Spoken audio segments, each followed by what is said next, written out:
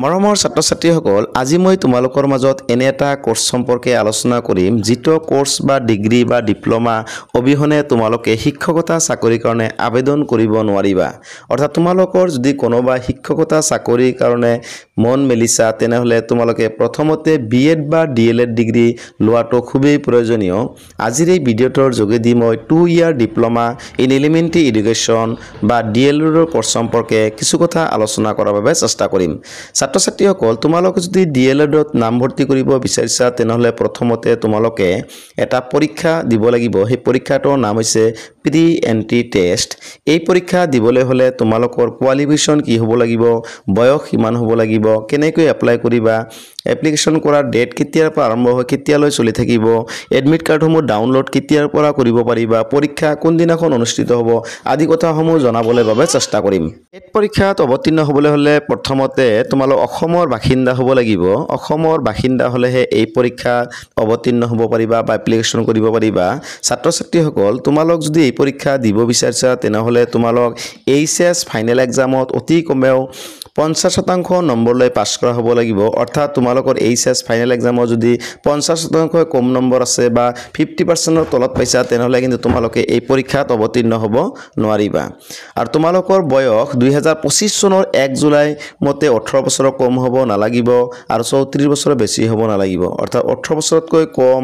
আৰু 34 বছৰতকৈ বেছি নোহোৱা ক্যান্ডিডেট সকলেহে এই পৰীক্ষাৰ কাৰণে এপ্লিকেশন কৰিব পাৰিব অৱশ্যে এসসি এসটি আদি ক্যান্ডিডেট সকলৰ কাৰণে 2 বছৰ ৰেহাই দিয়াৰ ব্যৱস্থা কৰা হৈছে এতিয়া আমি কেনেকৈ এপ্লাই কৰিম যে এপ্লাই কৰিবলৈ হলে প্ৰথমতে আমি SCERT ওয়েবসাইট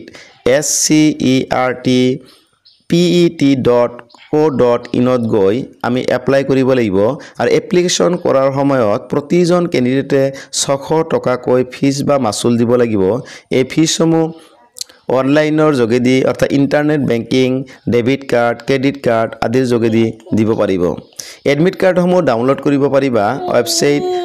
www.scrtpet.co.in ত গৈ তোমালোকৰ নিজৰ এডমিট কাৰ্ডসমূহ ডাউনলোড কৰি ল'ব পাৰিবা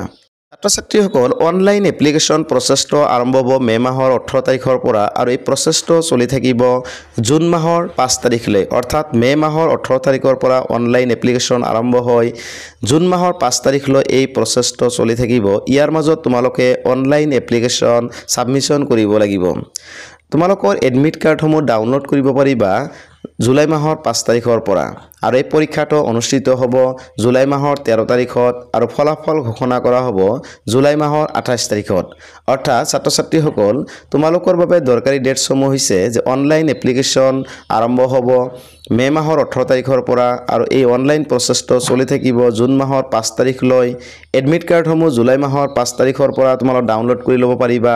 পৰীক্ষা অনুষ্ঠিত হ'ব জুলাই মাহৰ 13 তাৰিখ আৰু ফলাফল ঘোষণা কৰা হ'ব জুলাই মাহৰ 28 তাৰিখত গতিকে যিসকল ছাত্ৰ-ছাত্ৰীয়ে ডিএলএড কোৰ্সত নামভৰ্তি কৰিব বিচাৰিছা সেই সকল ছাত্ৰ-ছাত্ৰীয়ে প্ৰথমতে পেট পৰীক্ষা দিব লাগিব তোমালোকে পেট পৰীক্ষাৰ কাৰণে এপ্লিকেশন কৰা আৰু পৰীক্ষাটো কিমান মাৰ্কৰ অনুষ্ঠিত হ'ব সেই সম্পৰ্কে সিলেবাসটো জানি বুজি লৈ তোমালোকে ভালদৰে বিষয়বস্তুসমূহ আয়ত্ত কৰাৰ বাবে চেষ্টা কৰা কাৰণ পৰীক্ষা যদি ভাল হয় তেতিয়াহে তোমালোকে ডিএলএড কোৰ্সত নামভৰ্তি কৰাৰ বাবে সুযোগ পাবা